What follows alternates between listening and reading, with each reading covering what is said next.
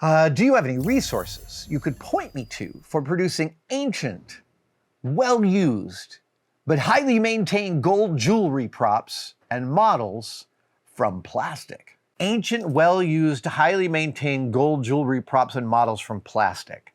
Okay, if you want, so I'm just going to rephrase this because it's a little hard to understand. You want to make things out of plastic that look like they are ancient, well-used, highly maintained gold jewelry.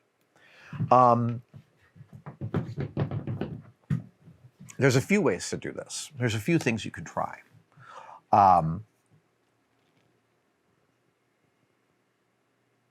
It's all about the finish. And my favorite finish for old-looking gold stuff is Rub and Buff. Rub and Buff comes in a host of different golds. And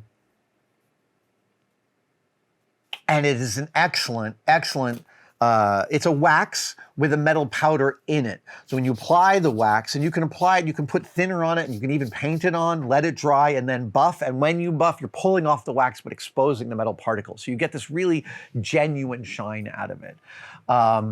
There's also ways you can trick the eye. You can get a gold marker and you could put little marks here and there that will also make it look more variegated and interesting. Way back when, there are thermoplastics that you can buy. 30 years ago, we called it friendly plastic, just little granules you put in hot water and you can mold stuff. And there's a lot of different companies that sell it. Friendly plastic used to sell their thermoplastic, some of it with metallic finish on it.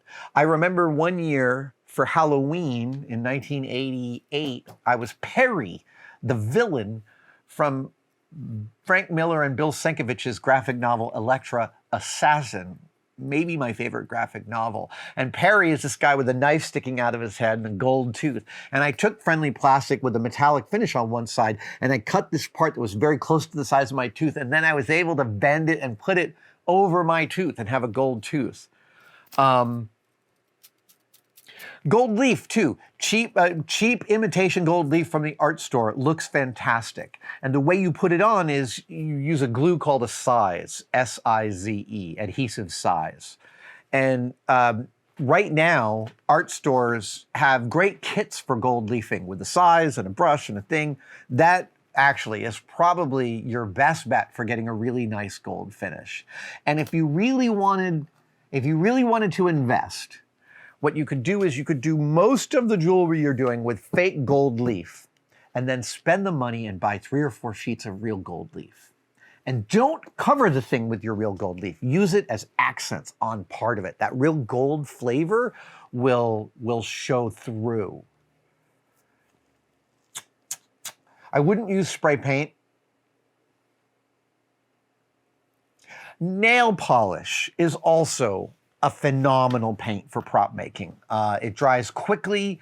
The metallics of nail polish, again, are getting better and better. Metallics all around are getting better and better. And the reason is we're just getting better at grinding them into smaller and smaller particles. Our manufacturing of tiny, tiny, tiny sub-micron nanoparticles of metallic powders is just getting better. Boy, if any of you have suggestions, I'd love to hear them. Okay, so Rucknight, a name I have not heard, asks this marvelous question.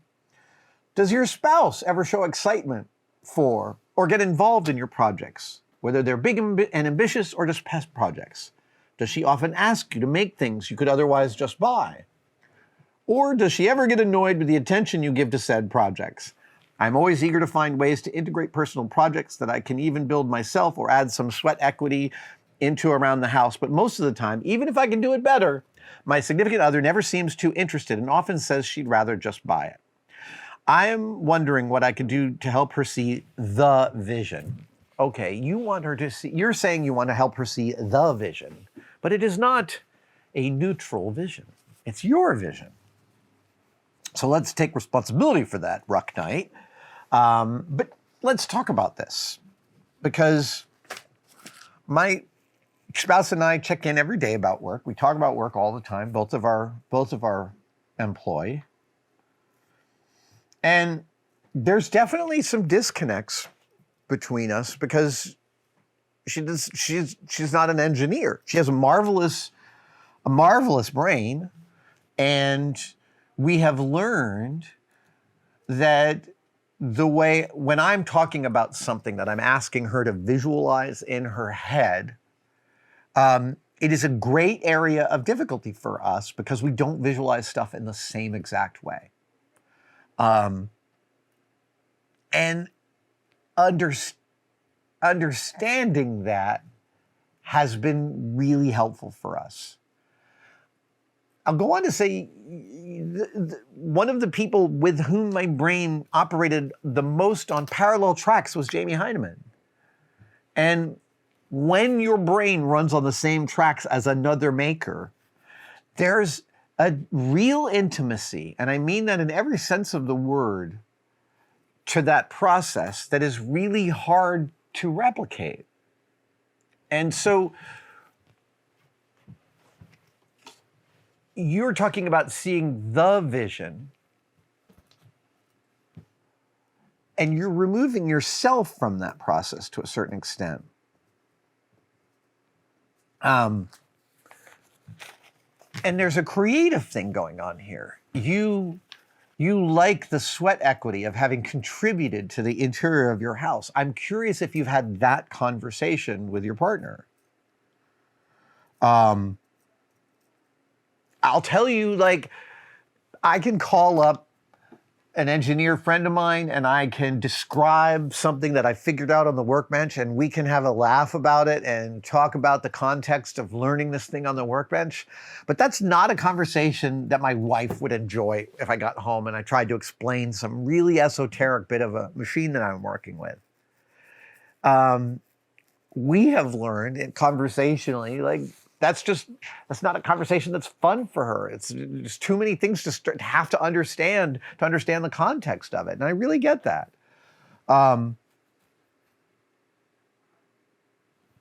Listen, the creative stuff we do within our partnerships are part of the intimacy exchange with our partners.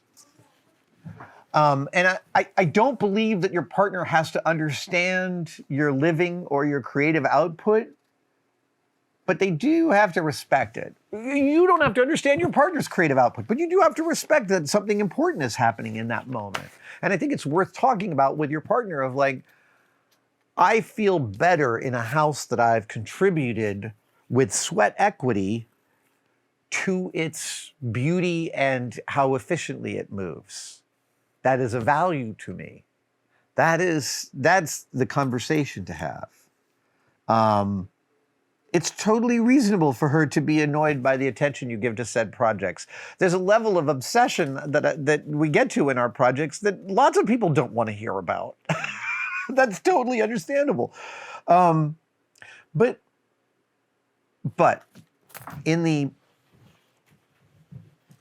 a big part of having a partner is having a living space together. Not all partners live together. I have met some that don't. But a big part of having a partner and being a partner is living together. And I think of living together as we live in a machine that serves our lives, right? It's got laundry, it's got dishes, it's got running plumbing and power. And this machine is something that my partner and I operate together. Like I said in the earlier part of this live stream, I've been cleaning up the closets. To me, that's part of my contribution, because I love organizing spaces and I'm good at doing it in a fairly quick manner when I put my mind to it. That's part of operating the levers of the house together. And so I would be sensitive to feeling like she needs to join you on your obsessive journey, but she can join you on the creative and satisfactory one, on the dopamine journey. That, like, she may not care that your sweat equity is in the door frame, but she can totally appreciate that you care and that you feel like your life is better because of that. I say this all as a way of, like, you can't merge with your partner's view on the world. You can only overlap your two views and attempt to come to some understanding between you. And nothing's ever going to always overlap. Kurt Vonnegut I remember reading Kurt Vonnegut in my 20s, and Kurt Vonnegut saying every partner he's ever had has been annoyed by how much time he spends writing. Kurt Vonnegut took crap from his partners about how much time he spent writing. One of America's great writers. That's hilarious and like totally par for the course. I totally get that.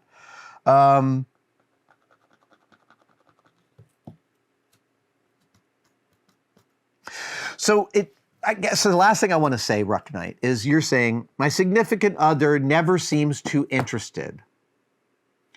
And I'm curious if what she's not interested in is the object, and you're maybe taking that personally because you feel like it's an interest in you. But maybe if the two of you talk about this and she realizes that the interest is in you, not this objective, like, don't you agree with me? This is better this way. That's not the conversation. The conversation is,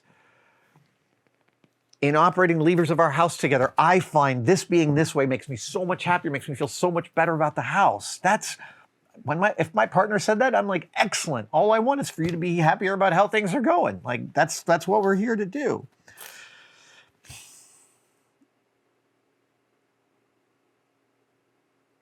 And it's funny. It's a funny thing to feel like I've had more. There's aspects of my partnership with Jamie that have felt more intimate in a mental frame than romantic relationships.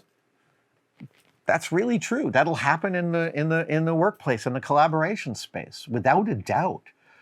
Deep collaboration is a incredibly intimate procedure. It really is. So I would counsel you, Rucknight, and I am not a professional counselor of any kind or stripe, but I would counsel you to look in your question for the ways you say the and bring it back to where it's affecting you, because the conversation isn't about the objects and your wife's enthusiasm about the objects. The conversation is around the two of you overlapping what's important to you in the operation of your house. Thank you for watching. I wanted to talk to you about Tested membership. The Tested members are a key community that we find really, really remarkable. That's very separate from Tested and from YouTube. The Tested members, they buy each other memberships during our live streams. So if you're wondering whether to become a member, watch one of our live streams and someone may just give you one. It is hard to overestimate how much the Tested members actually make possible on this channel. They give us a lot of wiggle room. They give us a huge amount of feedback.